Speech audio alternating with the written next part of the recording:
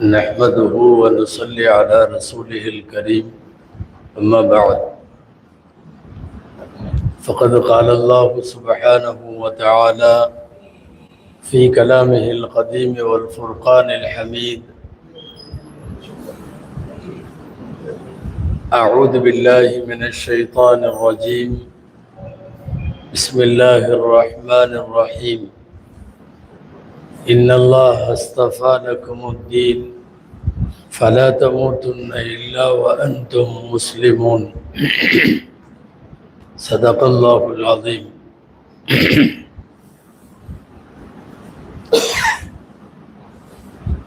அளவற்ற அருளாளனும் நிகரற்ற அன்புடையவனுமாகிய எல்லாம் வல்ல அல்லாஹுவின் பெயரால் துவங்குகிறேன். அருமை நாயகம் முஹம்மதுர் ரசூலுல்லாஹ் ஸல்லல்லாஹு அலைஹி வஸல்லம் அவர்களின் மீதும் நற்பாக்கியங்கள் நிறைந்த அவர்களுடைய உம்மத்தின் மீதும் குறிப்பாக இந்த மஜ்லிஸில் வீற்றிருக்கக்கூடிய நம் அனைவர் மீதும் எல்லாம் வல்ல அல்லாஹுவின் நல்லருள் என்றென்றும் நிறைவாக உண்டாவதாக. ஆமீன்.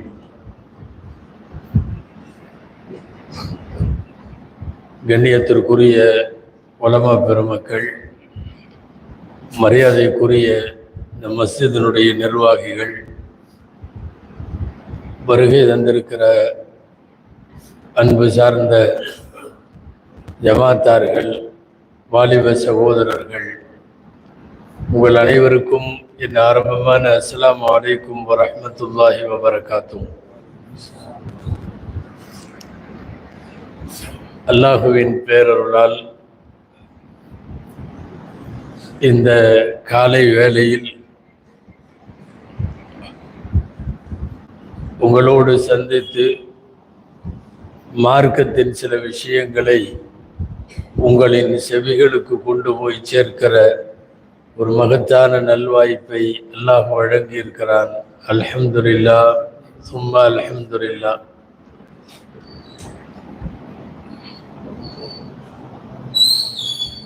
பொதுவாக வாலிபர்களை பற்றி பேசுவதற்காக, இளைஞர்களை பற்றி பேசுவதற்காக நிறைய இடங்கள்ல நாங்க போய் உட்காருவோம்.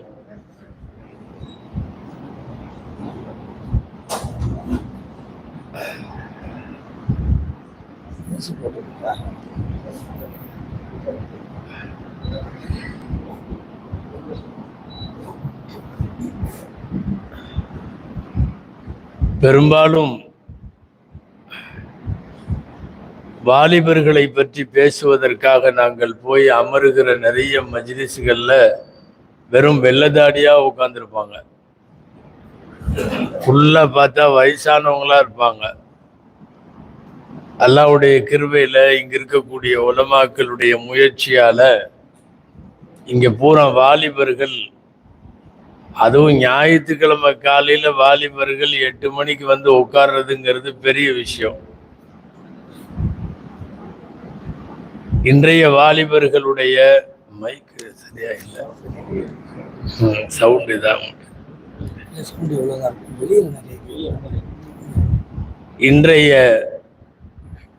இன்றைய காலத்தினுடைய வாலிபர்களுடைய இரவு தூக்கம்ங்கிறதே ராத்திரி 1 மணிக்கு மேல. இதுல காலையில எந்திரிச்சு கொண்டு வந்து இங்க மஜ்லிஸ்ல உட்கார்த்தி வைக்கிறதுங்கிறது ஒரு பெரிய விஷயம். அல்லாஹ் இந்த மஜ்லிஸை கபூல் செய்வானாக. யார் யாரெல்லாம் இதுக்குன்னு சிரமப்பட்டு இந்த மஜ்லிஸ்ல உட்கார்ந்து இருக்காங்களோ அல்லாஹ் அவர்கள் அனைவருக்கும் எல்லா நலன்களையும் வழங்குவானாக என்று நான் ஆரம்பமாக துஆ செய்து கொண்டு ஒரு சில விஷயங்களை மாத்திரம் இந்த காலை நேரத்தில் உங்களோடு நான் பகிர்ந்து கொள்ள வேண்டும். எல்லாம் வல்ல அல்லாஹு ஜல்ல ஷானஹு தஆலா பயன் தரும் விஷயங்களை பேசவும் கேட்கவும் தொடர்ந்து அது குறித்து சிந்திக்கவும் வரும் நாட்களிலே செயலாற்றவும் அல்லாஹ் அருள் புரிவானாக. ஆமீன். அன்பான வாலிபர்களே, உங்களுக்கு அடிப்படையாக நம்முடைய ஆழ்மனதில் பதிய வைக்க வேண்டிய ஒரு செய்தி. உலகத்தினுடைய ஆகச் சிறந்த ஒரு மார்க்கத்திற்கு நாமெல்லாம் சொந்தம். எத்தனை கோடி கொடுத்தாலும் கிடைக்கப் பெறாத பெறுதற்கரிய பேரு இஸ்லாம் என்கிற பேர். தீனுல் இஸ்லாம் மனிதர்கள் உருவாக்கிய மார்க்கம் அல்ல. இஸ்லாம் இறைவன் உருவாக்கிய மார்க்கம். இதனுடைய சட்டதிட்டங்கள் அல்லாஹுவால் உருவாக்கப்பட்டது. உலகத்தில் இருக்கக்கூடிய மார்க்க அறிஞர்களோ மனிதர்களோ யாரும் அமர்ந்து இஸ்லாமிய சட்டங்களை வகுக்கவில்லை. ஒரு இறைவனை வணங்க வேண்டும் என்றும் அவன் வழிகாட்டியாய் நமக்கு அனுப்பி வைத்த அருமை தூதர் நாயகம் ஸல்லல்லாஹு அலைஹி வஸல்லம் அவர்களை பின்பற்ற வேண்டும் என்பதும் இஸ்லாத்தினுடைய கொள்கை கோட்பாடுகளும் இதுவெல்லாம் அல்லாஹ் ஏற்பாடு செய்து கொடுத்தது. இந்த உலகத்தில் என்ன வேண்டுமானாலும் இழக்கலாம், இஸ்லாத்தை இழந்துவிடக்கூடாது. ஒரு மிகப்பெரிய நம்முடைய பாரம்பரியமான சொத்து இஸ்லாம் என்பது. அந்த அடிப்படையில் தீனுல் இஸ்லாம் இந்த மண்ணில் சுமார் 200 கோடி பேர் இன்றைக்கு பின்பற்றுகிற மார்க்கம். உலகத்தில் நடக்கக்கூடியவர்கள் 4 ஒருத்தர் முஸ்லிம். இது இன்னமும் வேகமாகி கொண்டே போகிறது.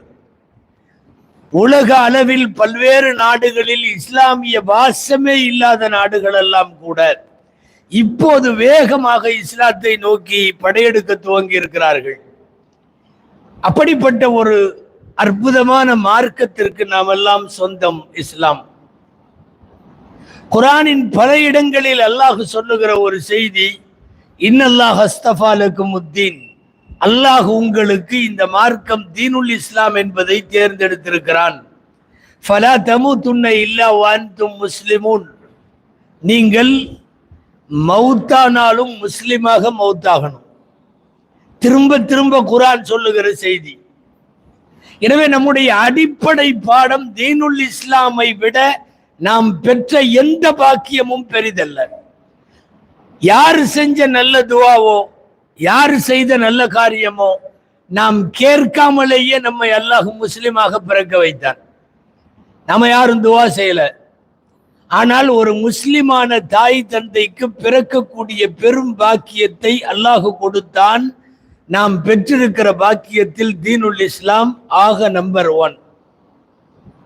நாம் அடிப்படையாக பதிய வைத்துக் கொள்ள வேண்டிய முதல் செய்தி இது.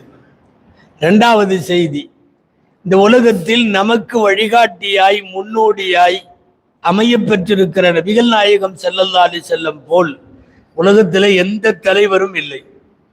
அப்படி வாழ்ந்தவர்களும் யாரும் இல்லை. உலகத்தில் ரொம்ப அபூர்வமான தலைவர் அருமை நாயகம் ஸல்லல்லாஹு அலைஹி வஸல்லம். பிறந்த குழந்தை பிறந்ததிலே இருந்து கபருக்கு போகிற வரை அதனுடைய வாழ்வின் எல்லா கட்டங்களிலும் வழிகாட்டியவர்கள் நாயகம் ஸல்லல்லாஹு அலைஹி வஸல்லம். கைருல் ஹதி ஹதியு முஹம்மதின் ஸல்லல்லாஹு அலைஹி வஸல்லம் என்று நமக்கு சொல்லித் தருவார்கள் பெருமக்கள். இந்த உலகத்தின் ஆகச் சிறந்த நடைமுறை நபிகள் ஸல்லல்லாஹு அலைஹி வஸல்லமுடைய நடைமுறை. நாயகம் ஸல்லல்லாஹு அலைஹி வஸல்லம் என்னவெல்லாம் செய்தார்களோ, எப்படி சாப்பிட்டார்களோ, உடுத்தினார்களோ, உறங்கினார்களோ, பேசினார்களோ, பழகினார்களோ, நடைமுறை வாழ்க்கையில் கலந்துரவாடினார்களோ, அவர்களின் குடும்ப வாழ்க்கை, அரசியல் வாழ்க்கை, சமூக வாழ்க்கை எல்லாத்திலையும் உலகத்தில் அவர்களை விட ஒரு சிறந்த ரோல் மாடலான ஒரு தலைவர் உலகத்தில் இல்லவே இல்லை. இது யாருக்கு தெரியுதோ இல்லையோ, முஸ்லிம் சமுதாயத்திற்கு இந்த 2 அடிப்படையும் புரிய வேண்டும். 2 அடிப்படை. நம்பர் 1, நான் பெற்றிருக்கிற இஸ்லாம் போல் பாக்கியத்திற்குரியது வேற எதுவும் இல்லை. நான் பெற்றிருக்கிற தலைவராக இருக்கிற அருமை நாயகம் ஸல்லல்லாஹு அலைஹி வஸல்லம் போல் உலகத்தில் எந்த தலைவரும் இல்லை. இந்த 2 விஷயத்தை புரிந்ததற்கு பின்னால் நான் உங்களுக்கு சொல்லுகிறேன், இந்த மார்க்கத்தில் எதுவெல்லாம் அனுமதிக்கப்பட்டிருக்கிறதோ, எதுவெல்லாம் ஹலாலோ அவைகளெல்லாம் அழகானவை, அர்த்தமுள்ளவை, அறிவுக்கு பொருந்துபவை. எதுவெல்லாம் இந்த மார்க்கத்தில் தடை செய்யப்பட்டிருக்கிறதோ அது அசிங்கமானது, அருவருப்பானது, ஆபாசமானது. ஹலால்களெல்லாம் அழகானவை, ஹராம்கள் எல்லாம் அசிங்கமானவை.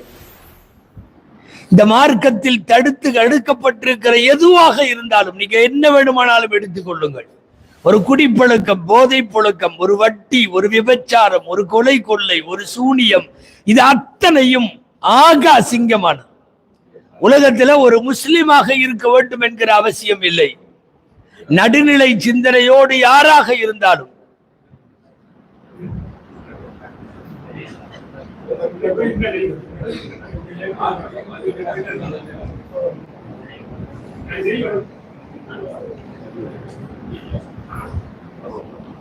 நடுநிலையான சிந்தனையோடு உலகத்திலே இருக்கக்கூடிய பல்வேறு சமயங்களை அலசி ஆராய்கிற யாருக்கும் தெரியும் இஸ்லாம் எதையெல்லாம் அனுமதித்திருக்கிறதோ அவைகள் அவ்வளவு அழகானவை, அற்புதமானவை. எதையெல்லாம் தடுத்திருக்கிறதோ அது அசிங்கமானது. ஒண்ணு வேண்டாம், நீங்கள் உலகத்தில் எந்த அசிங்கத்தை வேண்டுமானாலும் எடுத்துக்கொள்ளுங்கள். போய் இஸ்லாத்துடைய சட்ட புத்தகங்களை புரட்டி பாருங்க, அது ஹராம் என்று இருக்கும். உலகத்தில் எது நல்லது கெட்டது, எது ஹலால் ஹராம் என்று பார்ப்பதற்கு பெருசா நீங்க கிதாபு புஸ்தகம் பெரிய பெரிய எதையும் புரட்ட வேணாம். அது நல்ல செய்தியா இருக்கா, கண்டிப்பா இங்க அதுக்கு அனுமதி இருக்கும். அது கொஞ்சம் கெட்ட செய்தியா இருந்தாலும் கண்டிப்பாக இங்கே அனுமதி இருக்காது. அப்படிப்பட்ட ஒரு உயர்வான மார்க்கத்தில் நாம் இருக்கிறோம். இங்கே தடுத்தவைகள் ஒரு காலத்திலேயும் வெற்றிக்கு வழியாக அமைய முடியாது. எல்லா விதமான கேவலத்தையும் கொண்டு போய் சேர்க்கும் ஹராமை கையில் எடுத்தால், எந்த ஹராமாக இருந்தாலும் சரி.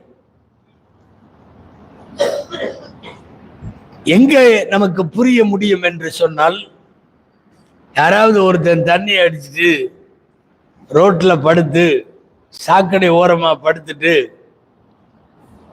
அவன் மேல ஈ எறும்பெல்லாம் மொச்சிட்டு இருக்கும். பார்க்கறவங்க எல்லாம் மூக்க பொத்திக்கிட்டு அவன் இப்படி போவாங்க. அவன் அங்க படுத்து கிடப்பான். அவன் ஆடை விலகி இருக்கும். அவன் பேசுவது அவனுக்கு புரியாமல் உளறுவான் அல்லது போதையில படுத்திருப்பான். சமயங்களில் உருண்டு சாக்கடையில விழுகுவான். இப்படிப்பட்ட ஒரு அசிங்கமான இடத்துல நின்று நீங்கள் யோசிக்க வேண்டும். எங்களின் மார்க்கம் இதை தடை செய்திருக்கிறது. எங்களுடைய மார்க்கம் இந்த போதையை, இந்த குடியை, மதுவை ஹராமாக்கி இருக்கிறது. அந்த இடத்துல நின்று பார்க்கிற போதுதான் இந்த மார்க்கத்தின் சட்டத்தின் அருமை தெரியும். யாராவது ஒரு குடும்பத்துல 5 பேர் 10 பேர் கடன் தொல்லையால் வட்டி கட்ட முடியாம குடும்பமே தற்கொலை செய்து கொள்ளும். நிறைய பத்திரிகையில பார்க்கிறோம். அந்த வீட்டுல போய் நின்னா சோகத்தோட சொல்லிட்டு இருப்பாங்க, குடும்பமே போயிருச்சு வட்டி கட்ட முடியாம. அந்த இடத்துல நின்று நீங்கள் யோசிக்க வேண்டும், என்னுடைய மார்க்கம் இந்த வட்டியை தடை செய்திருக்கிறது. உலகத்தில் எங்கெல்லாம் அசிங்கம் நடக்கிறதோ அந்த இடத்திலெல்லாம் நின்று கொண்டு யோசித்தால்தான் நாம் வாழுகிற மார்க்கத்தின் பெருமை நமக்கு புரியும். நாம் சார்ந்திருக்கிற இஸ்லாத்தினுடைய பெருமை நமக்கு புரியும்.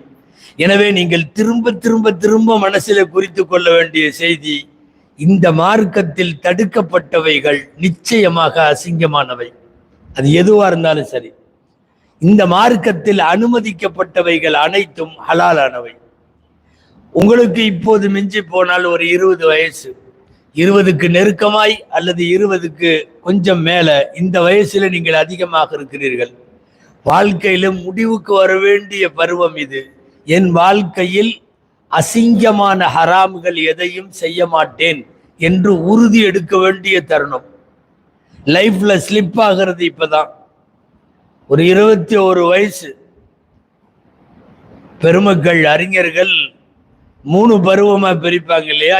7 வயசு வரைக்கும் சிறுபிராயம், அந்த 7 to 7, அடுத்தது 14 வரைக்கும் பதின் பருவம், பாலக பருவம் அப்படின்னு சொல்லுவாங்க. 14 to 21 முக்கியமான வாலிப பருவம்பாங்க. இந்த 14 to 21 தான் எல்லா பழக்கமும் உள்ள வரும். அப்பதான் யாராவது பக்கத்தில் இருக்கிறவன் நமக்கு போதையை அறிமுகப்படுத்துவான். அப்பதான் பக்கத்தில் இருக்கிறவன் லவ் பண்றது ரொம்ப சுவாரஸ்யமானதுன்னு சொல்லி கொடுப்பான். கஞ்சா குடிச்சு பாரு நல்லா இருக்குன்னு சொல்லி கொடுப்பான். பா இந்த மாதிரி ஆபாசமான காட்சிகளுக்கு போலாம், இடங்களுக்கு போலாம் என்று நம்மை வழிகேட்டில் இழுத்து செல்லக்கூடியவர்கள் அந்த வயசுல கிடைப்பார்கள். இந்த 3வது வயசு இருக்கு 14 to 21 சர்வீஸ் ஸ்லிப் ஆனா லைஃப் பூரா முடிஞ்சு போயிடும். அப்படி ஒரு பருவம் இது. வாலிப பருவத்தில் தான் ஒருவன் நல்லவன் என்பதை நிரூபிக்க வேண்டும். நீ 40 வயசுக்கு அப்புறம் தப்பெல்லாம் செய்யாம பள்ளிவாசல்ல வந்து 5 நேரம் தொழுகிறன்னா அது வேற. அது பெரிய திறமையெல்லாம் கிடையாது. ஆட்டோமேட்டிக்கா 40 வயசு 50 வயசு ஆகும் போது சமூகத்திற்கு பயந்து வாழ வேண்டும். நம்முடைய பிள்ளைகள், குடும்பம், குட்டி, மனைவி, மக்கள்னு எல்லாம் பெருசாயிருவாங்க. அப்போ ஒருத்தன் சரியா நடக்கிறான்னா அது சூழ்நிலை, அது நிர்பந்தம். நீங்கள் எந்த கட்டுப்பாடுகளும் உங்களுக்கு இல்லாத, எந்த செயலையும் செய்வதற்கு மனோதிடமும் உடலிலே திராணியும் இள ரத்தமும் இருக்கிற நேரத்தில் நீங்கள் கட்டுப்பாடோடு இருக்கிறீர்கள் என்றால் அதுதான் உயரிய வாழ்க்கை, அதுதான் உன்னதம், அதுதான் மகத்துவம். அதை விட்டுட்டு காலம் போன கடைசியில நான் நல்லா இருக்கேங்கிறதல்ல. உங்களுக்கு எல்லாத்துக்கும் தெரியும், 40 வயசுல நபி ஸல்லல்லாஹு அலைஹி வஸல்லமுக்கு நபி பட்டம் கிடைத்தது. 40 வயதுல நபி பட்டம் கிடைக்கிறப்போ அவங்க மக்கள்கிட்ட நான் நபின்னு சொல்லும் போது, இறைவன் ஒருவன் என்று சொல்லுகிற போது அவங்க என்ன ஆதாரம் முன் வச்சாங்க தெரியுமா? நான் 40 வருஷமா உங்க கூட வாழ்ந்தேன்ல, என் மேல ஏதாவது தப்பு பார்த்திருக்கீங்களான்னு கேட்டாங்க. ஏதாவது என் வாழ்க்கையில கரை உண்டான்னு கேட்டாங்க. அப்ப என்ன அர்த்தம்னா, என்னுடைய இளமை கால வாழ்க்கையினுடைய பியூரிட்டி, என்னுடைய இளமை கால வாழ்க்கை சுத்தமாக இருக்கிறது. அதுதான் ஆதாரம் நான் இப்போது உங்களுக்கு தலைவனாக வருவதற்கு தகுதி உள்ளவன். இப்ப எல்லாத்துக்குமே இது பாடம் என்னன்னா, நான் என் இளமையில் தவறி இருக்கிறேனா அப்படின்னு கேட்கிற மாதிரி நம்ம இளமை கால லைஃப் இருக்கணும்.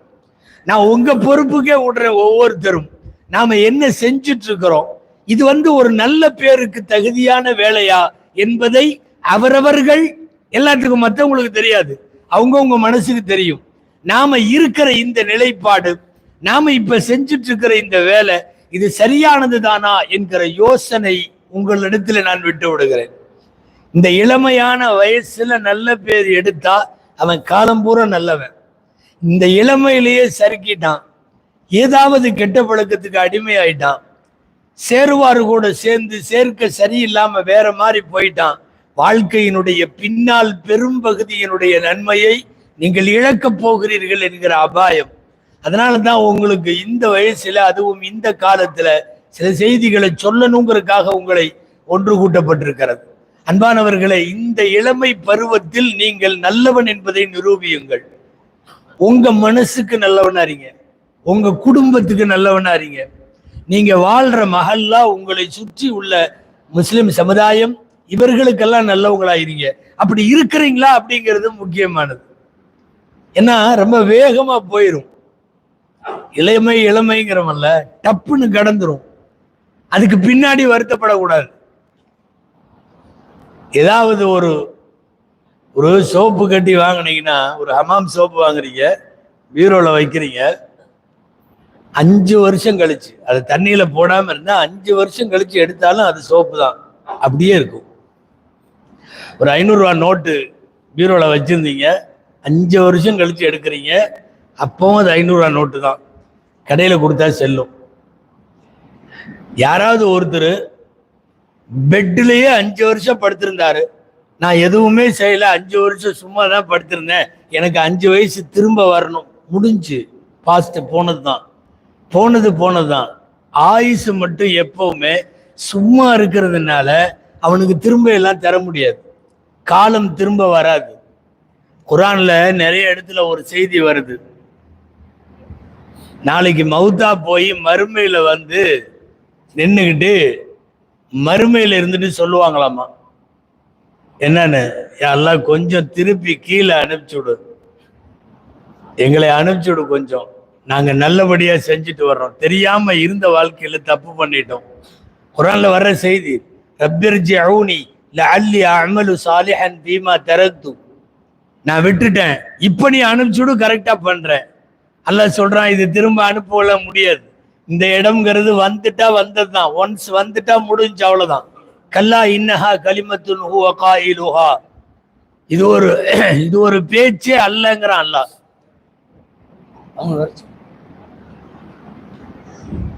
இது ஒரு பேச்சே அல்ல என்று சொல்லுகிறான் அல்லாஹு தஆலா. நாளைக்கு போய் மறுமையில நின்றுட்டு திரும்ப வர முடியாத இடத்தில் அல்லவா பேசுகிறோம். அதனால இந்த பருவத்தை கடந்ததற்கு பின்னால் என் வாலிபம் போயிருச்சேன்னு சொல்லி ஏங்கக்கூடியவர்கள் நிறைய பேர், ஏராளமான பேர்.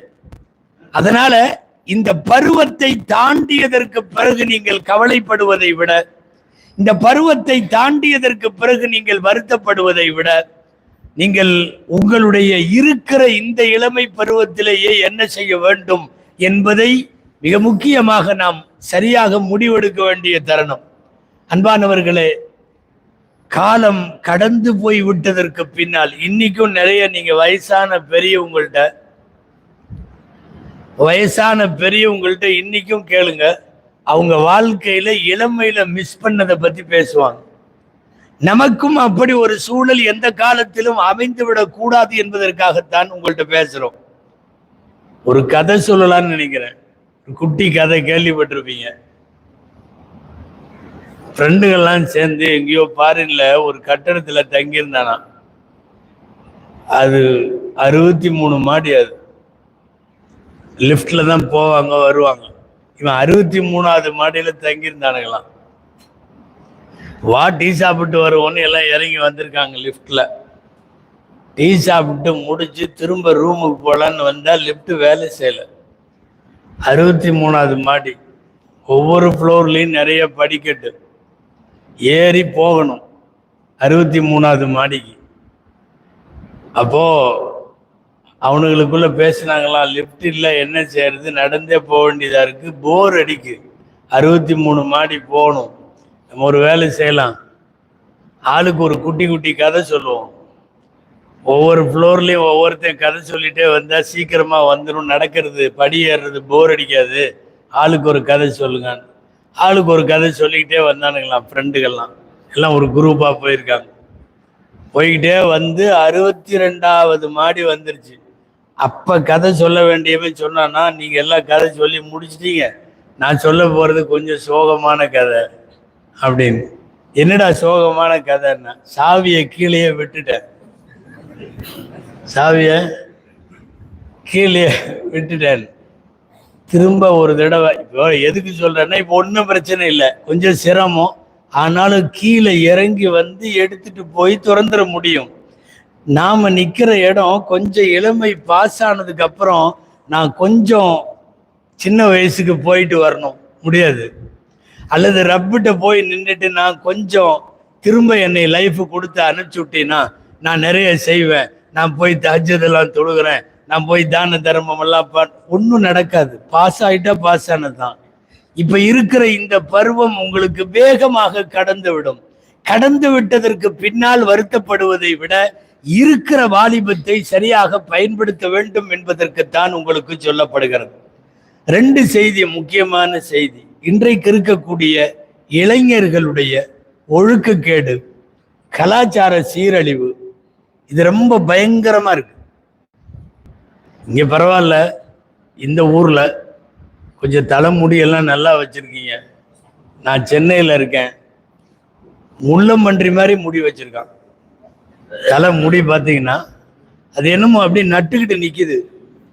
சைடில் பூரா கரண்டி வச்சிருக்கான். இந்த பனை மரத்து இந்த தேங்காய் இது பூரா சைடில் சுரண்டி மேலே மட்டும் குடுமி நிற்கும் தெரியுமா, அந்த மாதிரி நிற்கிறான். முதல்ல அது எப்படி நிற்குதுன்னே தெரில. கொஞ்ச நேரத்துக்கு ஒரு தடவை வண்டியை நிறுத்தி கண்ணாடியில் பார்த்துக்கிறான் நிற்கிதான்னு. அவன் நிற்கிதுன்னு ஒன்று அதுக்கப்புறம் தான் போகிறான். அது என்னமோ ஸ்பைக் கட்டிங்கிறான். உங்களுக்கு தான் தெரியும் அந்த பேர்லாம், எங்களுக்கு அதிகமாக தெரியாது. என்னமோ ஃபயர் கட்டிங்கிறான், என்னமோ தீய வச்செல்லாம் கொடுத்துறானுங்க. தலையில் வெட்டும் போது பயங்கரமாக பண்ணுறானுவோ. அவனுங்களுடைய ஹேர் ஸ்டைல்லாம் ரொம்ப மோசமாக இருக்குது. ட்ரெஸ் கோடு மோசமாக இருக்குது.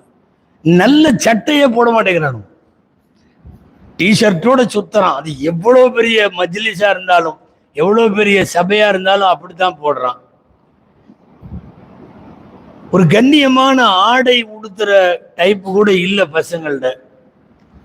லோ ஹிப்னு ஒரு பேண்ட் போடுறான், அது இடுப்புல நிக்குது. அல்லாவோட அமானத்துல ஜஸ்ட் மிஸ் ஆனாலும் தொலைஞ்சது. அவ்வளவு மோசமா இருக்கு. அதை போட்டே தொழுவுறதுக்கு வர்றாங்க.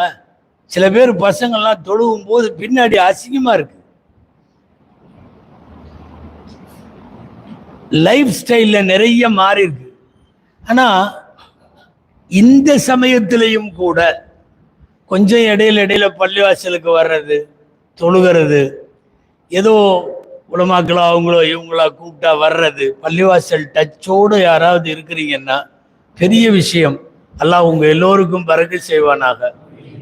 ஏன்னா ஒரு ஹதீஸ் அப்படி வருது, மோசமான காலத்திலேயும் சில பேர் சரியா இருந்தாங்கன்னா, இந்த ரசூலுல்லாஹ் கூட உட்கார்ந்து இருந்தாங்கல்ல, அவங்களுக்கு சஹாபாக்கள்னு பேரு, அவங்க கூலி நமக்கு இருக்கான்.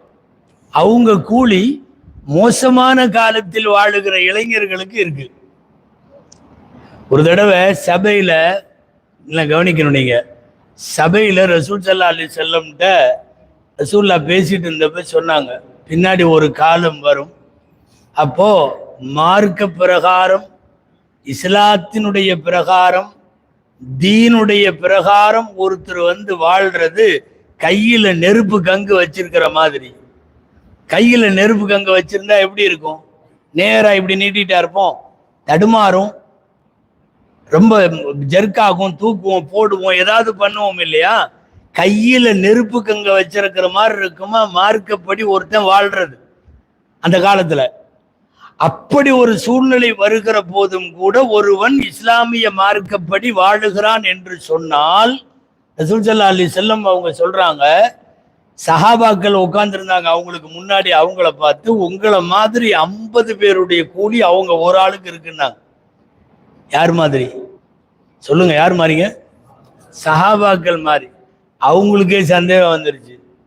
அவங்க என்ன நினைச்சாங்கன்னா, அந்த காலத்துல வாழ்ற 50 பேரா இருக்கும், நம்மள மாதிரி 50 பேர் எப்படி, நாம ரசூலுல்லாஹ்வுக்கு முன்னாடி உட்காந்துருக்கோம் அப்படின்னு நினைச்சிட்டு ஒருத்தர் கேட்டே போட்டார், என்னன்னு, எங்களை மாதிரி 50 பேரா இல்ல அவங்க காலத்துல வாழ்ற 50 பேரான்னு கேட்டார். ரசூலுல்லாஹ் சொன்னாங்க, பல் அஜ்ரு 50 மின்கும், உங்கள இருந்து 50 பேர் கூலி. அவங்க ரசூலை பார்த்தவங்க, வஹி இறங்குறத பார்த்தவங்க, குர்ஆன் இறங்குறப்ப வாழ்ந்தவங்க, சரித்திரத்திலே பொற்காலம் என்று அவர்களுடைய காலம், அவ்வளவு பேரும் நல்லடியார்கள், இறைநேசர்கள், கண்ணிமைக்கும் நேரம் கூட அல்லாஹ்விற்கு மாறு செய்யாதவர்கள். அந்த மாதிரி 50 பேர்த்தோட கூலி. அப்ப ரசூலுல்லாஹ்ட்ட கேட்டாங்களாம், எதனால எங்களுக்கு 50 சஹாபிகளுடைய கூலியை அந்த காலத்துல வாழ்ற ஒரு பையனுக்கு கொடுக்குறேங்கிறீங்களே, எதனாலன்னு கேட்டாங்க. நபி ஸல்லல்லாஹு அலைஹி வஸல்லம் பதில் சொன்னாங்க, இன்னக்கும் தஜிதூன அலல் கைரி அஅவானன் வஹும் லா யஜிதூனஹு, உங்களுக்கு இன்னைக்கு நன்மையை தூண்டுவதற்கு, உங்களை மானிட்டர் பண்றதுக்கு, உங்களை கண்காணிக்கிறதுக்கு, வழிநடத்துறதுக்கு இன்னைக்கு ஆள் இருக்கு. நான் இருக்கிறேன், குர்ஆன் இருக்கு, வஹி இறங்குது, ஜிப்ரீல் வர்றார், எல்லாம் நடக்குது. அவங்க காலத்துல தீமைகளை தூண்டுபவர்கள் அதிகமாக இருப்பார்கள். எப்ப பார்த்தாலும் தீமையை தூண்டுபவர்கள். நான் சொல்ல வர்றது, இன்னைக்கு தீமையை தூண்டக்கூடிய எல்லா செயல்களும் இருக்கிறது. இன்னைக்கு மாத்திரம் ஒருவன் மார்க்க சட்டப்படி வாழுகிறான் என்றால், இஸ்லாத்தை விட்டு வெளியே நான் ஒன்றும் உங்களை பெருசா பயங்கரமான வணக்கசாலிகளை மாறணும்னு பேச வரல. இந்த காலத்தில் நடக்கக்கூடிய ஹராமுகளை விட்டும் கொஞ்சம் தவிர்ந்தறீங்க. ஒரு விபச்சாரம், ஒரு மது, ஒரு சூதாட்டம், ஒரு போதைப் பொருள் பாவனை, ஒரு வட்டி, இந்த மாதிரி பெரிய பாவங்கள்ல இருந்து கொஞ்சம் விலகி நின்றாவே அவுளியாவாயிரலாம். ஒரு காலத்துல அவுளியாங்கிறது பயங்கரமா பேணுதலோட இருக்கணும்னு சொல்லுவோம், அப்படியெல்லாம் இல்லை. இன்றைக்கு உங்களுக்கு ரசூல் ஸல்லல்லாஹு அலைஹி வஸல்லம் சொன்ன வார்த்தை அதிகம். என்னன்னா, நன்மையை தூண்டுபவர்களை விட தீமையை தூண்டுபவர்கள் அதிகம். உண்மையா இல்லையா? இன்னைக்கு நீங்க சும்மா இருந்தாலும் இந்த கையில இது ஒண்ணு இருக்க, இது சும்மா இருக்கிறது இல்லை. நம்ம சொல்ல போனா பசங்க நல்லா தான் இருக்கானோ, இந்த நாசமா போவானுங்க அவனுங்களே கெடுத்துறானோ. ஃப்ரெண்ட் ஆப்பில் நீங்கள் பதிவு செய்து விட்டீர்களாங்கிறான், சும்மாவே உட்கார விட மாட்டேங்கிறான். போர் அடிக்கிறதா? எங்கள் பெண்கள் உங்களோடு பேச காத்திருக்கிறார்கள். அவ என்னத்துக்கு நம்மோட பேசுறா? அவ என்ன நமக்கு மாமியா மச்சியா? சும்மாவே இருக்க விட மாட்டேங்கிறான். இந்த ஆப்பில் உங்களிடம் 5 ரூபாய் கூட இல்லையா? உங்களிடம் 10 ரூபாய் கூட இல்லையா? உடனடியாக வாருங்கள், இரவு முழுக்க உங்களோடு உரையாடுவதற்கு நாங்கள் இருக்கிறோம். நீ என்னத்துக்கு பேசுற? அவன் பையன் நல்லா தாங்க இருக்கான், இவனுக்கு ஒவ்வொன்னா அனுப்புறான். நீங்கள் இந்த ஆப்புக்குள்ள வாருங்கள், அந்த ஆப்புக்குள்ள வாருங்கள், விடிய விடிய உங்களோடு பேசுவார்கள். விடிய விடிய பேசுவோம். விடிய விடிய பேசி பேசி உங்க வாழ்க்கையை நாசமாக்குவாங்கன்னு அர்த்தம். எனவே தீமையை நாலா பக்கமும் தோன்றான். இன்னைக்கு பசங்க குடியிருக்கிறதே இன்ஸ்டால தான் குடியிருக்கான் நிறைய பேர். அதை விட்டு அப்பப்ப வெளியே வந்து சாப்பிட்டு திரும்ப உள்ள போயிடுறான். கொஞ்ச நேரம் தூங்கிட்டு திரும்ப உள்ள போயிடுறான். இன்ஸ்டால அக்கௌண்ட் இல்லாத யாராவது இருக்கீங்கன்னு சொல்லுங்க பாப்பலாம். ரொம்ப ரேரா இருக்கும் அல்லது தெரியலையா இருக்கும். எல்லாம் மாண்டுகள்லாம் உள்ள இருக்கு. 7th 8th படிக்குது, அதுக்கு ஃபேஸ்புக்கில் அக்கௌண்ட்டு, இன்ஸ்டால அக்கௌண்ட்டு, அது என்னென்னத்தையோ பார்க்குது, பேசுது, அனுப்புது. முதல்ல எல்லாம் ஒரு காலத்துல உங்களுக்கு தெரியும், ஒரு 10 வருஷத்துக்கு முன்னாடி எல்லாம் என்னன்னா, இந்த தெருவில் இருக்கிறவன் பக்கத்து தெருவில் உள்ள பொண்ணை லவ் பண்ணிடுவானோ அப்படிங்கிற மாதிரி எல்லாத்துக்கும் ஒரு பயம் இருந்துச்சு. இந்த தெருவில் இருக்கிறவன் பக்கத்து தெருவில் உள்ள இந்த இன்ஸ்டா ஃபேஸ்புக் எல்லாம் இளவு வந்து அவன் இத்தாலியில உள்ள பொண்ணோட பேசிட்டு இருக்கான், பிலிப்பைன்ஸ்ல உள்ளவளோட பேசிட்டு இருக்கான். சென்னையில இன்னைக்கு நிறைய கல்யாணம், மாப்பிள்ளை எங்க அப்படின்னா மாப்பிள்ளை சென்னை, பொண்ணு எங்கன்னா பிலிப்பைன்ஸ். எங்கடா பிலிப்பைன்ஸ்? வம்ச வழியா ஏதாவது தலைமுறை அங்க இருக்கா அப்படின்னா இல்ல, நாங்க ஃபேஸ்புக் மூலமா இன்ஸ்டா மூலமா 2 பேரும் பழகி எங்களுக்குள்ளன்னு. இதுவரை 2 பேரும் சந்திச்சது கூட இல்லை. 2 குடும்பம் என்ன, கோத்திரம் என்ன, யாரு என்ன, நல்லவங்களாக்கு ஒன்றும் தெரியாது. விடிய விடிய 2 பேரும் பேச வேண்டியது.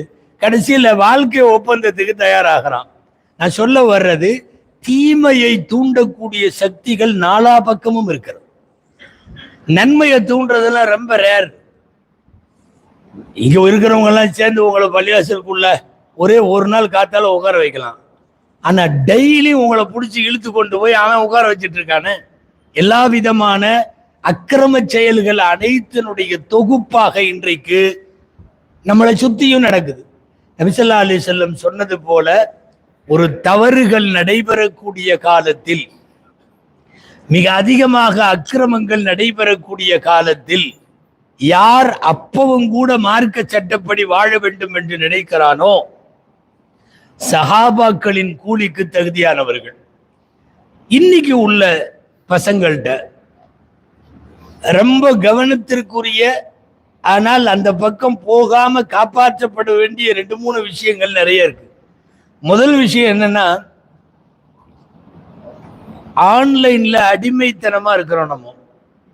நமக்கெல்லாம் பேரு ஆன்லைன் அடிமைகள் சொல்லலாம்ல, யோசனையா இருக்கும். என்ன ஆன்லைன் அடிமைகள்லாம் சொல்றீங்க? இன்னைக்கு உள்ள உளவியல் வல்லுநர்கள், மருத்துவ வல்லுநர்கள் சமீப காலமாக இளைஞர்களுக்கு வரக்கூடிய வியாதிகள், இந்த அவங்க கேஸ் வர்ற ட்ரீட்மெண்ட் எல்லாம் பார்த்து அவங்க சொல்றது என்னன்னா, உளவியல் ரீதியா தொடர்ந்து ஆன்லைன்லையும் தொடர்ந்து இரவு பகலாக இதுல இருக்கிறதுனால மோசமாக பாதிக்கப்பட்டிருப்பதாக உளவியல் ரீதியாக சொல்றாங்க. இது வெறுமனே நாம உட்கார்ந்து பயானா சொல்றதல்ல. இன்னைக்கு இருக்கக்கூடிய இளைஞர்களுக்கு மிக அதிகமா வர நோய், அவன் உளவியல் வல்லுநர்கள், சைக்காலஜி ப்ரொஃபசர்ஸ் ஐஏடின்னு ஒரு நோய் சொல்றான். ஐஏடி என்ன? ஐஏடினா இன்டர்நெட் அடிக்ஷன் டிசார்டர் அப்படின்னு அதுக்கு பேர். ஐஏடினா என்னங்க? Internet addiction disorder. இந்த வியாதியில எக்கச்சக்கமான பேர். என்னன்னா இது ஒரு விதமான சைக்காலஜி ப்ரொஃபசர் சொல்றது, வர்றவன் பூராமே அதுல தான் இருக்கான். நீங்க அதனால என்ன சம்பந்தம்னு நினைக்கலாம். உடல் ரீதியாக, ஆண்மை ரீதியாக, சிந்தனை ரீதியாக எல்லாத்துலயும் பலவீனம், எல்லாமே மைனஸ். என்னன்னா பூரா ஆன்லைன் அடிமைகள். பாப்பா உனக்கு அத்தா இல்லை, அம்மா இல்லை, மனைவி இல்லை, ஃப்ரெண்ட்ஸ் இல்லை, வீடு இல்லை, சோறு இல்லை, எல்லாம் ஓகே. இதை மட்டும் புடுங்கினீங்கன்னா அவன் தாங்க மாட்டான். வேற எதை புடுங்கினாலும் ஓகேங்கிறான். உனக்கு சோரிசடையெல்லாம் நமக்கு, என் மஹல்லாவுக்கு, என் ஊருக்கு, என் சமுதாயத்திற்கு இவ்வளவு செய்வேன்னு பெருசா யோசிக்கலாமே. உங்களுக்கு தெரியும், கேள்விப்பட்டிருப்பீங்க, பயான்ல ஒரு சின்ன பையன், ஒரு 14 வயசு இருக்கும் அவருக்கு ரபியான்னு பேர், ரபியா. அவர்கிட்ட ரசூல்லா உனக்கு ஏதாவது வேணும்னா கேளுப்பான்னாங்க.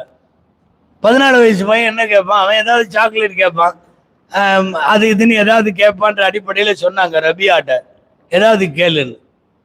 அவரு சல் முராஃபகத்துக்கு, அஸ்அலு முராஃபகத்துக்கு ஃபில் ஜன்னத்தி யா ரசூலல்லாஹ்னார். ஒண்ணும் இல்ல, சொர்க்கத்துல உங்க கூட இருக்கிற மாதிரி கொஞ்சம் பாத்துக்கங்கன்னாரு. அதிர்ச்சி ஆயிட்டாங்க ரசூல் ஸல்லல்லாஹு அலைஹி வஸல்லம். அதாவது எல்லாரும் கேட்கறது ஹைலைட்டா கடைசியா சொர்க்கம் தான் கேட்க முடியும்.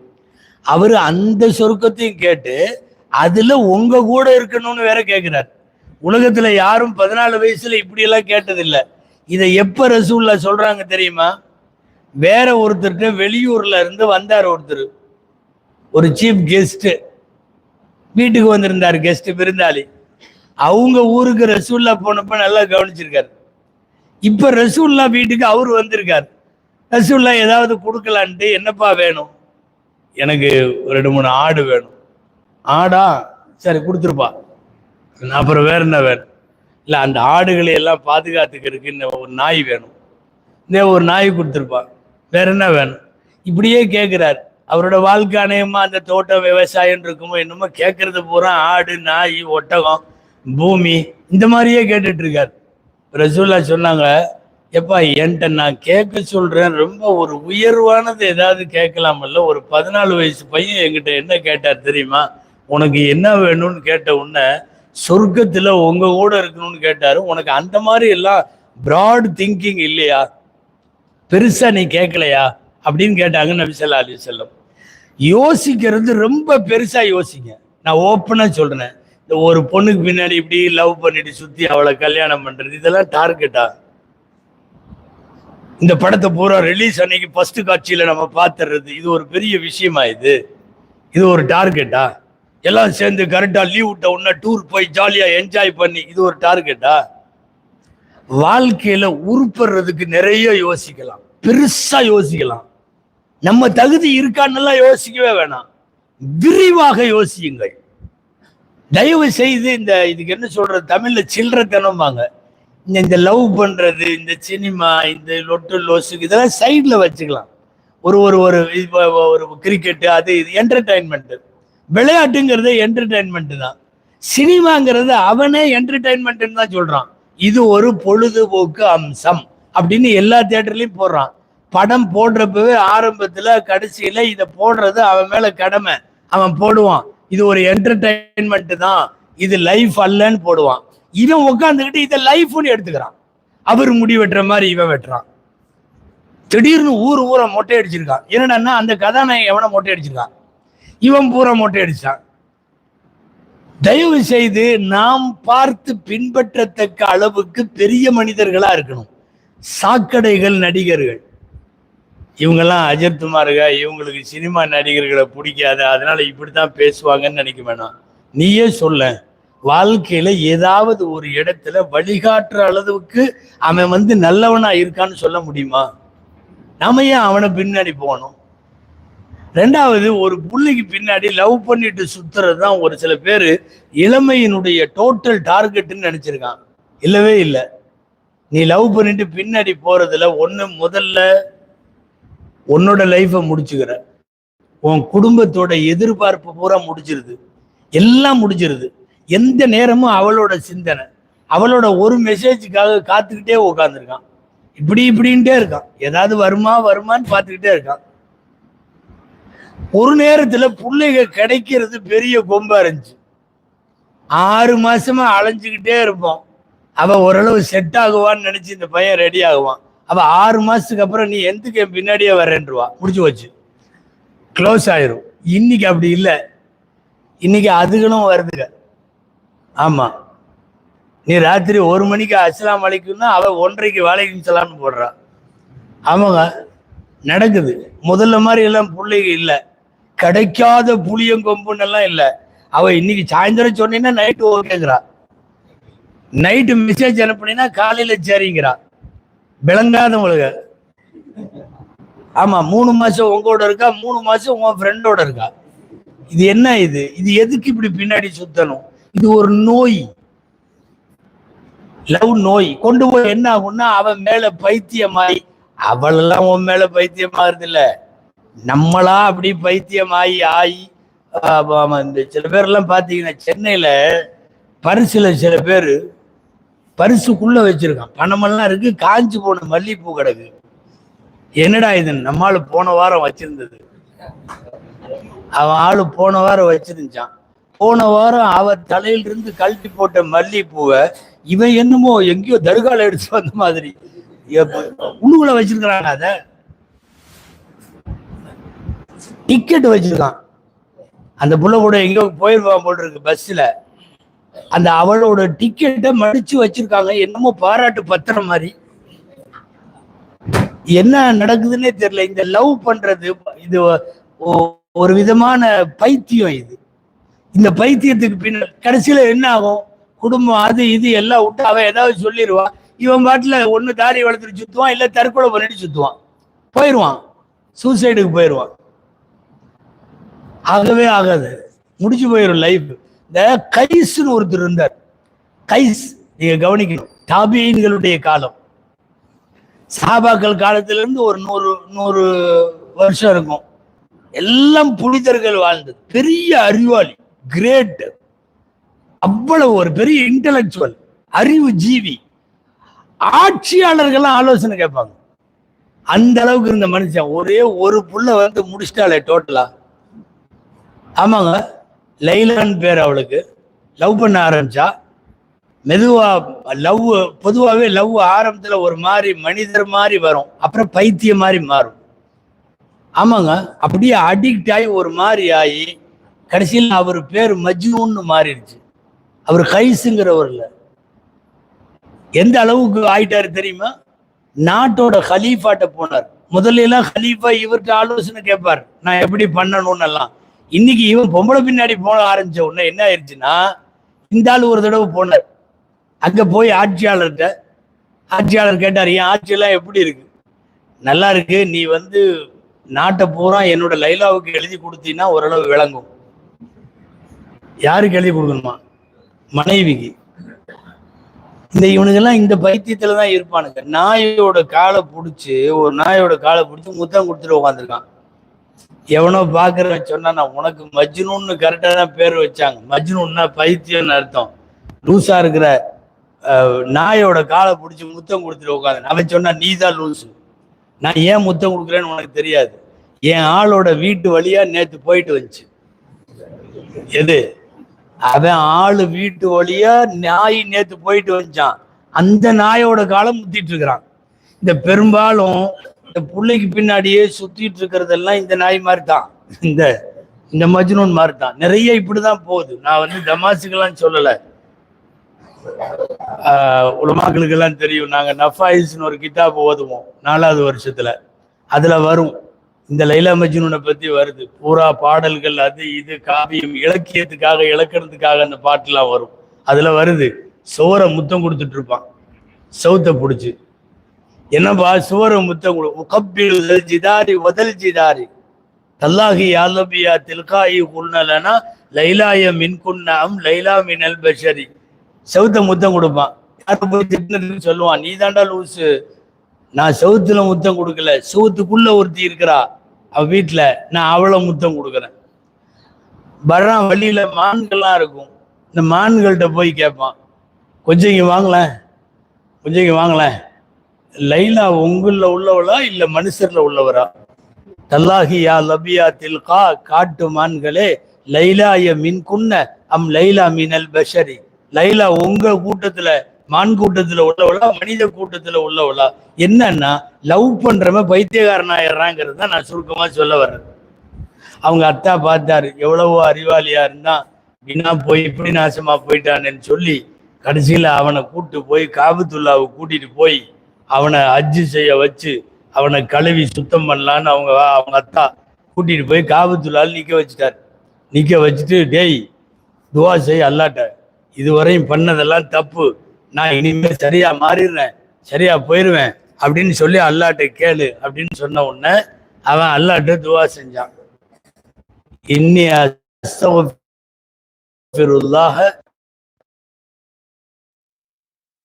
லைலாய, யாரெல்லாம் எல்லா பாவத்தையும் மன்னிச்சிரு, ஆனா அந்த லைலா மேட்டை மட்டும் எங்க காபத்துல்லா பக்கத்துல இந்த நாசமா போனா உருப்படவே மாட்டான். நீ இதெல்லாம் வேலைக்கு ஆகாது. காவலையே கேட்குறாங்க அல்லாட்ட, லைலா மேட்டை மட்டும் விட்டு மீதி எல்லாத்தையும் நீ மன்னிச்சுக்கோ. இது ஒரு விதமான காதல் வந்து பைத்தியம். போய் போய் போய் என்ன பண்ணிடும்னா கடைசியில் ஆளை போட்டு. இன்னைக்கு எத்தனை நாள் தெரியுமா? வெறும் உங்க ஊர் எங்க ஊர்னெல்லாம் இல்லை, நாடு பூரா லவ் ஃபெயிலியர்ல தன்னுடைய வாழ்க்கையை தொலைச்சிக்கிட்டவன் நிறைய பேர். அந்த குடும்பம் என்னாகும்? அந்த குடும்பத்தோட கதி என்ன? நாளைக்கு இவனை நம்பி இருக்கிறவங்க கதி என்ன? இவனை சுத்தி வாழ்ற சமூகத்துல என்ன? ஒட்டுமொத்தமாக ஒரு குடும்பத்துக்கு ஏற்படுத்துற அவப்பேர் மாதிரி ஆகுது இல்லையா? அதாவது லைஃப்ல எவ்வளவு மோசமான கடைசிக்கு போனாலும் சரி, தற்கொலையை முடிவா எடுக்கக்கூடாது. வாழ தெரியாதவன், சிந்திக்க தெரியாதவன், அவனுக்கெல்லாம் பண்ற கோழைத்தனமான முடிவு சூசைடுங்கிறது. எவனோ எதுக்கோ பண்ணிக்கிறான் இந்த உலகத்துல. உங்களுக்கு இந்த இள வயசு நான் சொல்றேன், தயவு செஞ்சு அல்லாஹ் ரசூலோட ஒரு டச்சில் இருங்க, பள்ளிவாசலோட ஒரு டச்சில் இருங்க, உங்க குடும்பத்து பெரியவர்களோடு, உங்க பகுதியில் உள்ள இமாம்களோடு, உலமாக்களோட ஒரு டச்சில் இருங்க. ஒருவேளை நீங்க ஏதாவது மிஸ் ஆகி போனாலும் உங்களை அவங்களாம் இழுத்து பிடிப்பாங்க. உங்கள் குடும்பம் உங்களை இழுத்து பிடிக்கும். உங்களை வழிநடத்தக்கூடிய உங்களுடைய ஆசிரியர்கள் இழுத்து பிடிப்பாங்க. நீங்க இவங்க டச்செல்லாம் இல்லாம தூரமாகும் போது தப்பான முடிவுக்கு நிறைய போயிடுறீங்க.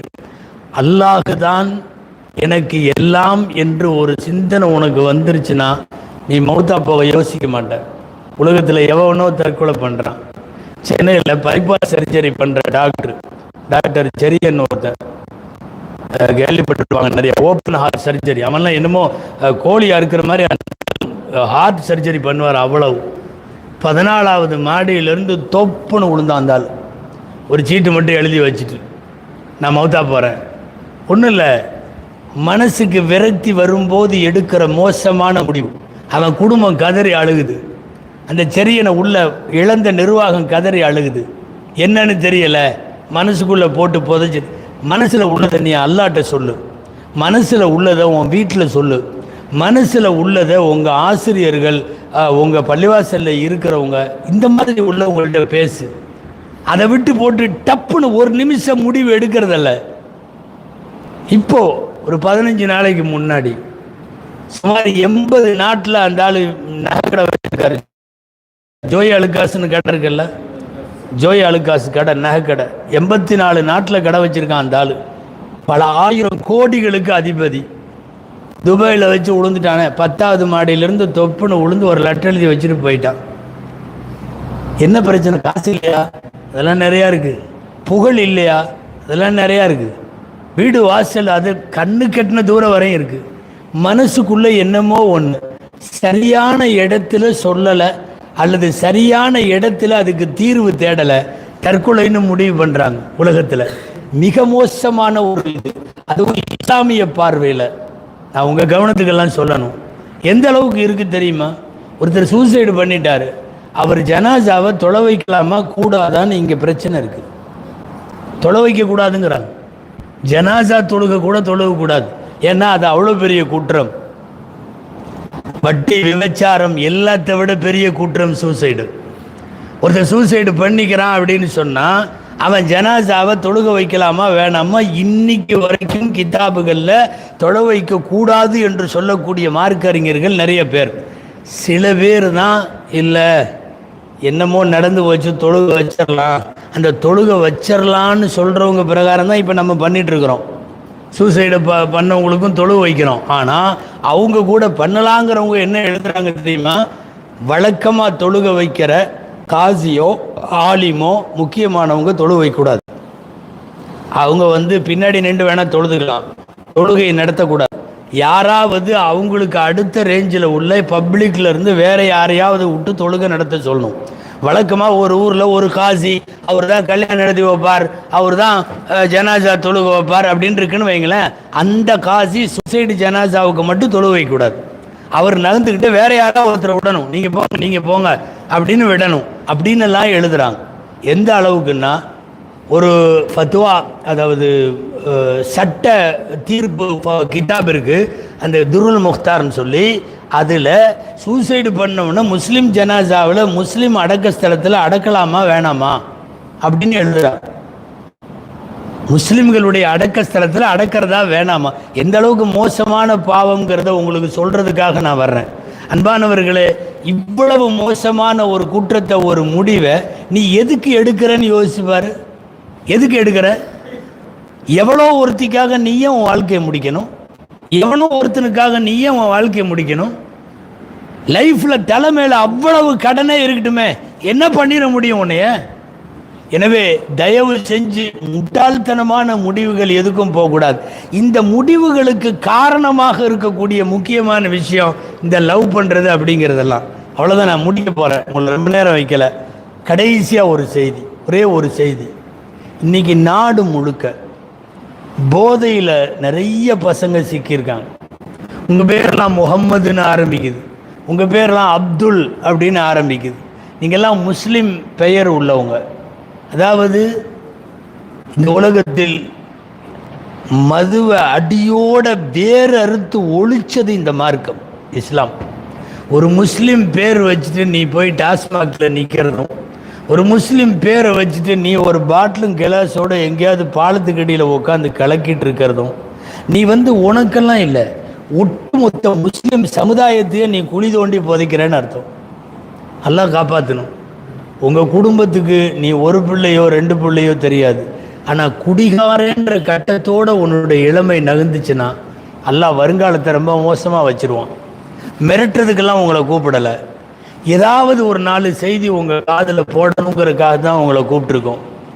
மன் ஷரிப ஹம்ரன் கத்ஹன் ஹராமுன் அலைகி ராயிஹத்துல் ஜன்னா. ஒரே ஒரு கப்பு சாராயம், ஒரு கப்பு, அதிகமாகலாம் இல்லை, இந்த கோட்ரு ஆஃபு ஃபுல்லு அதெல்லாம் இல்லை, ஒரு கப்பு, சொர்க்கத்தின் வாசனை கூட அவனுக்கு ஹராமாகிவிட்டது. சொல்றது ஸல்லல்லாஹு அலைஹி வஸல்லம். காலம்பூரா குடிச்சிட்டு இருக்கிறவங்கள என்னன்னு சொல்லல, வாரத்துக்கு ஒரு நாள் அல்லது மாசத்துக்கு ஒரு நாள் அல்லது பேச்சுலர்ஸ் டே, இந்த ஏதாவது செலிப்ரேஷன், பர்த்டே, இந்த மாதிரி ஃப்ரெண்டுக்கு திருமணம், எந்த நேரத்திலையும் ஒரு சொட்டு கூட நம்ம வாயில போகக்கூடாது. கஞ்சாவில் உச்சகட்டத்தில் இன்னைக்கு தமிழ்நாடு இருக்கிறது, குறிப்பாக தமிழ்நாட்டில் முஸ்லீம் சமுதாயம் இருக்கார். சொல்கிறதுக்கு வெக்கக்கேடாக இருக்குது, மைக்கு வெளியே வேறு போயிட்டுருக்கு. ஆனால் கசப்பாக இருந்தாலும் சொல்லித்தான் ஆகணும். முஸ்லிம்கள் அதிகமாக குடியிருக்கக்கூடிய பகுதிகளில் 25 வயதுக்கு கீழே உள்ளவர்களில் பெரும்பாலும் 100க்கு 22 பேர் சொல்கிறாங்க, உளவுத்துறை சொல்லுது. அப்படின்னா 4ல் ஒருத்தன். 100க்கு 22 பேர்னா என்னங்க? 4ல் ஒருத்தன் கஞ்சாவுக்கு அடிமை. ரயில்வே ஸ்டேஷனில் நிற்கிறான், பாலத்தில் நிற்கிறான், மரத்தடியில் நிற்கிறான், காட்டுக்குள்ளே நிற்கிறான், என்னமோ கையில் வச்சு தேய்க்கிறான், என்னமோ இதை பண்ணுறான், அதை பண்ணுறான், ஊசி போடுறான், மாத்திரை போடுறான். ஒன்றுமே கிடைக்கலன்னா ஏதோ சிறப்பு வாங்கி குடிக்கிறான், என்னென்னமோ பண்ணுறானுவோ. வேறு சில கிராம டயர் மாதிரி என்னத்தையோ போட்டு எரித்து அந்த புகையை அப்படியே இது பண்ணுறான், தம் பண்ணுறான். என்னென்னா கிர்ன்னு ஒரு மாதிரி இவனுக்கு போதை ஏறணுமா, காலையில் ஒரு ஊசியை போட்டு ஒரு மாத்திரை போட்டு தான் போய் காலேஜ் பாடத்தில் உட்கார்றான். வாத்தியாரெலாம் 3 வாத்தியார் தெரிவார், காலையிலேயே போட்டு போனான்னா. இல்லை எதுக்கு இப்படி? நான் சொல்கிறது சின்ன சின்னதுலேருந்து பெருசு வரையும். இந்த கூலிப்பு அது இதுன்னு எதையோ தொடங்குறானுங்க. ஆரம்பம் தொடங்குறப்போ அது வேக வேகமாகி அந்த போதை பத்தாமல் எங்கேயோ போயிடுது. நான் சொல்கிறேன், உன்னை நம்பி உங்கள் தாயார் தகப்பனர் இருக்காங்க, உன்னை நம்பி உன் கூட பிறந்த அக்கா தங்கச்சிகள் இருக்காங்க. எதுக்காக இந்த போதை பழக்கம்? ஒரு நேரத்தில் வெத்தலை போடுறத கூட இந்த உம்மத்தில் திட்டினாங்களே. இல்லை, இப்போ நம்மளுடைய இங்கே இருக்கிற 60 வயசுக்காரங்களுடைய சின்ன இதை கேளுங்களேன். மாடு முட்டிருன்னு வெத்தலை போட விட மாட்டாங்க, ஒரு பாக்கு போட முடியாது, வெத்தலை போட முடியாது. இது என்ன மாதிரி? எவ்வளோ பெரிய சபையாக இருந்தாலும் இப்படி இப்படின்றான், டபக்குன்னு ஒரு இழுப்பு இழுத்து இப்படிங்கிறான். இந்த கபரு குழிக்குள்ள மண்ணு போடுற மாதிரி அதை வச்சுக்கிட்டு தான் அதுக்கப்புறம் தான் அவனுக்கு எல்லாம் விளங்குது. பூரா அப்படி போதையா. நல்லா கவனிக்கணும், ரொம்ப மோசமானது. அதுவும் போதைகளுக்கு அடிமை என்றால் நீ ஒரு சரியான முஸ்லீம் அல்ல, நல்ல பரம்பரையில் இதாக இல்லை. யாராவது இருந்தாலும் தயவு செய்து அதை விட்டு வெளியே வாங்க, வாழ்க்கையை முடிச்சிடும் அது. வெளியூரில் ஒருத்தர், நான் இதை சொல்லி முடிச்சிட்றேன், ஊர்லேருந்து புதுசாக முஸ்லீம் ஆனார். முதல் தடவையாக ரசூலுல்லாவை பார்க்க வர்றார். ஸல்லல்லாஹு அலைஹி வஸல்லம் பார்க்க வரும்போது ஏதாவது அன்பளிப்பு கொடுக்கணும். அன்பளிப்பு என்ன அன்பளிப்பு கொடுக்கலான்னு அவராக இன்னும் வரையும் ரசூலுல்லாவை பார்த்ததில்லை. அப்போ அவங்க ஊரில் கிடைக்கிற மது நல்ல ஒரு டின்னு நிறைய நல்ல ஹை குவாலிட்டி சரக்குன்னாவே பசங்களுக்கு சிரிப்பு வருது. இன்றைக்கி அப்படித்தான் பேசிட்டான். டீ சாப்பிட போகலாம் வர்றியான்னு கேட்குற மாதிரி சரக்கு அடிக்கலாம் வர்றியாங்கிறான்.